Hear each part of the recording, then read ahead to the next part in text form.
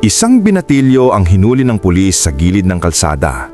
Hindi dahil may ninakaw, hindi dahil may sinaktan, kundi dahil lang sa suot niyang t-shirt na may nakasulat na "No Fear". Sa harap ng Ari Store, habang nakatingin ang mga tao at nagbubulungan, pinagdudahan siya, sinandal sa pader at tinakot na parang kriminal. Pero ang hindi alam ng pulis, sa loob lang ng ilang minuto, may darating na lalaking tahimik pero mabigat ang aura. At nang inilabas niya ang ID, siya pala ang hepe. At yung binatilyo? Anak niya. Maagang hapon yon sa isang masikip na barangay road. Maalikabok ang hangin, may amoy ng pritong isaw, may nagkakandahirap na busina ng tricycle, at sa gilid ng kalsada, may sari-sari store na may lumang tarp. Ari Store. Sa harap ng tindahan, nakatayo si Jiro, 17 anyos, payat, simple lang ang ayos, shorts, tsinelas at t-shirt na malaking letra, "No Fear". Hindi siya naghahanap ng gulo. Inutusan lang siyang bumili ng bigas at toyo. Hawak niya pa yung listahan sa kamay. Nakatungo, parang iniisip kung kasya pa ang barya. Pero biglang may huminto na patrol. Isang pulis ang bumaba. Si PO1 de la Peña. Matikas, malakas ang tindig, at yung tingin na parang may hinahanap na mapapagalitan. "Hoy!" sigaw niya. "Ikaw, diyan ka lang!" Napalingon si Jiro, gulat. "Po?" Lumapit si De La Peña ng mabilis, sabay tingin sa t-shirt. Parang dun pa lang may nabuo na siyang kwento sa utak. "Anong ibig sabihin niyan? No fear?" tanong niya, mataas ang kilay. "Sinong tinatakot mo? Ako?" "Sir, t-shirt lang po yan," sagot ni Jiro, halatang naiilang. "Regalo po yan ng kuya ko." "T-shirt lang," tumawa ang pulis, yung tawang may pangmamaliit. "Alam mo bang may report dito? May mga batang miyembro ng grupo na may ganyang suot. No fear, no surrender, mga ganyan." Napatigil si Jiro. "Sir, hindi po ako, wala po akong..." "Tumahimik ka." Sabay hawak sa braso niya, hindi sobrang higpit, pero sapat para ipahiwatig sa lahat na nahuli kita. At doon, biglang dumami ang tingin. Bago tayo magpatuloy sa kwento, kung baguhan ka pa lang dito sa channel, huwag kalimutang i-like, mag-subscribe at i-click ang notification bell para araw-araw kang updated sa mga new episodes ng Revenge Stories. Paki-comment nga kung saan kayo nanonood para makita ko kung gaano kalayo ang narating ng video na to. Game? Tara, balik na tayo sa kwento. May isang alis sa tindahan na napahawak sa bibig. May mga lalaki sa likod na nagbubulungan. May isang bata pa ngang nagtatago sa poste, nanunood. "Sir, may resibo po ako. Bibili lang po ako," pilit ni Jiro. "Resibo? Sa presinto mo na ipakita." Sabay turo ni De La Peña sa pader. "Diyan ka, huwag kang gagalaw." Isinandal niya si Jiro sa pader na parang wanted. At habang ginagawa niya yun, lumapit ang isa pang lalaki. Nakapolo, malinis ang ayos, may hawak na maliit na ID at isang litrato sa kamay. Halatang naghahanap ng tao. "Officer," sabi ng lalaki. Mahinahon pero seryoso. "Nasa area ba dito yung..." Pero hindi siya pinansin ni De La Peña. Mas interesado siya sa pagpapakita ng kapangyarihan sa binatilyo. "Anong pangalan mo?" tanong ng pulis. Jiro Reyes po." "Reyes?" Napatingin si De La Peña sa kanya mula ulo hanggang paa. "Saan ka nakatira? Sino tatay mo? Bakit ganyan suot mo?" "Sir, wala po akong ginagawang masama." Nanginginig na ang boses ni Jiro, pero pilit matatag. "Pwede niyo po akong i-check. Wala po akong dalang kahit ano." De La Peña ngumisi. Matapang. Dahil sa no fear mo. Tingnan natin kung no fear ka pa pag nakapusas ka." At biglang inilabas niya ang pusas. Doon na umalma ang ali sa tindahan. "Sir, bata pa yan. Bumibili lang yan dito." "Ma'am, makialam ka at isasama kita." Balik ng pulis, mabilis, parang sanay manakot.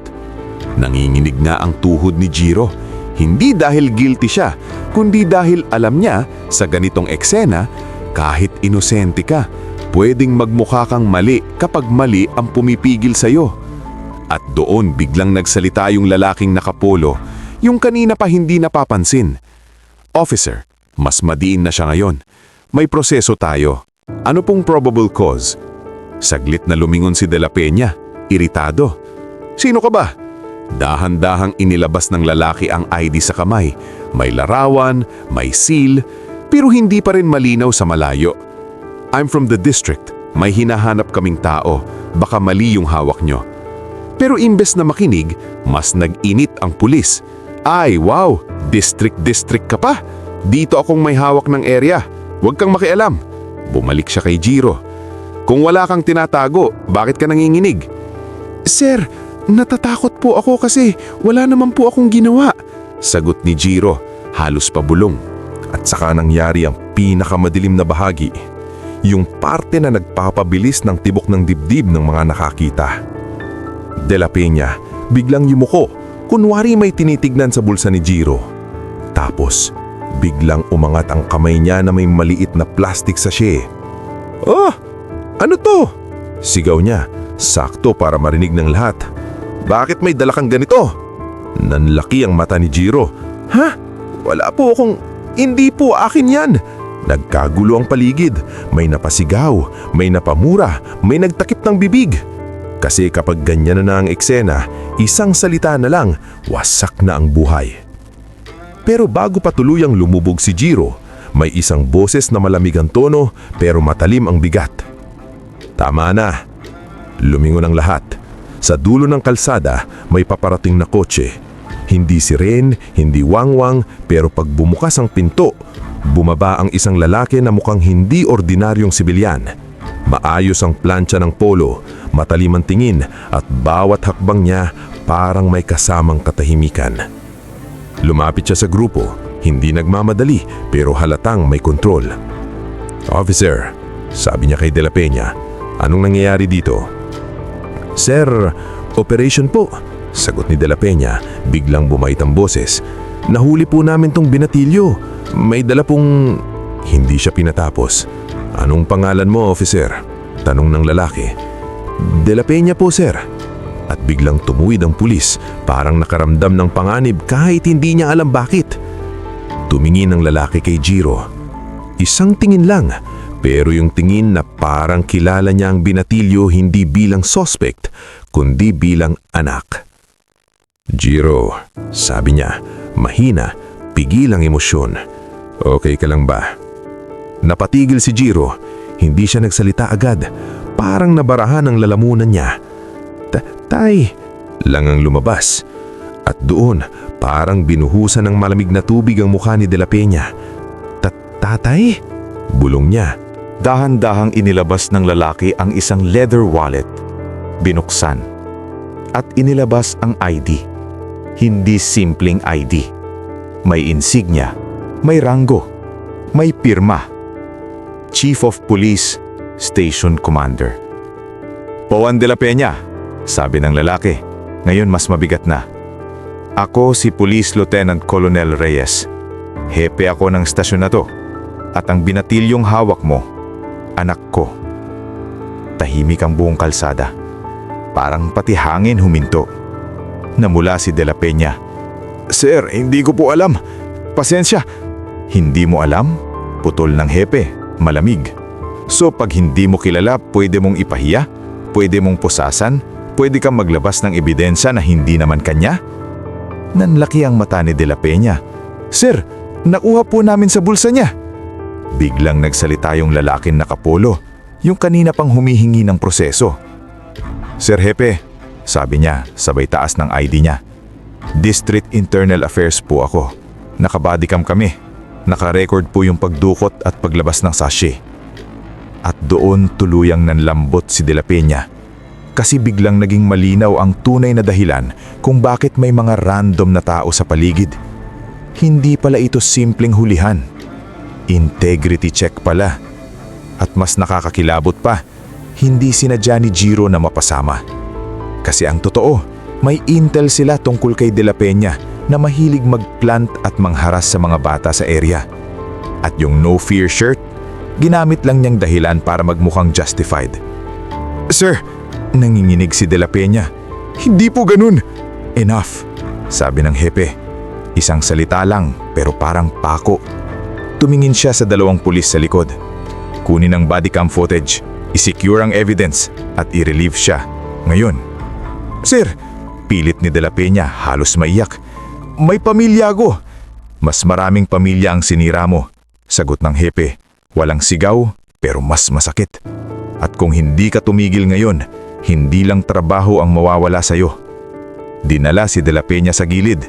May papel, may pirma, may mga tanong. At sa harap ng Ari Store, unti-unting bumalik ang boses ng mga tao. Bulungan, gulat, at yung pakiramdam na parang may nabunutan ng tinik. Lumapit yung Ali kay Jiro. Anak, pasensya ka na. Wala kaming magawa kanina. Umiling si Jiro, nanginginig pa rin ang kamay. Okay lang po. Pero hindi okay. Kita sa mata niya yung takot na halos tumatak na. Napansin yun ng hepe. Lumapit siya kay Jiro, bahagyang ibinaba ang boses. Anak, sabi niya, pasensya na. Hindi ko gusto to. Pero kailangang malaman ng lahat na kahit sino pa, bata man o matanda, dapat may proseso. Dapat may respeto.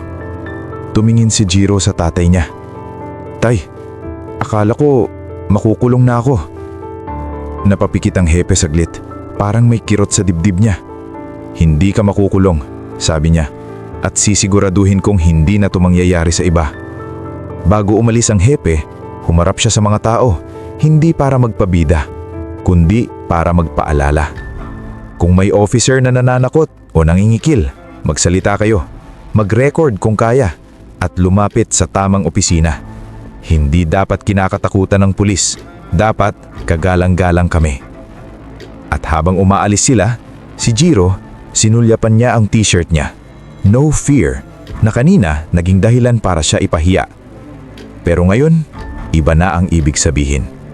Hindi no fear na mayabang, kundi no fear na hindi ka papayag apihin kung wala kang kasalanan. At kung may aral man ang kwentong ito, minsan, isang t-shirt lang ang gagawin nilang dahilan para yurakan ka. Pero kapag dumating ang katotohanan, kahit gaano kaliit tingnan, may boses ka pa rin. Kung gusto mo, gawin ko rin ito sa full 8-minute na mas intense version. May mas malalang twist, may iba pang kasabwat at mas malalang reveal sa presinto. O mas emotional version, focus sa trauma ni Jiro at redemption ng hepe. Thank you for watching mga katito. I-click lang ang video sa itaas para sa next story.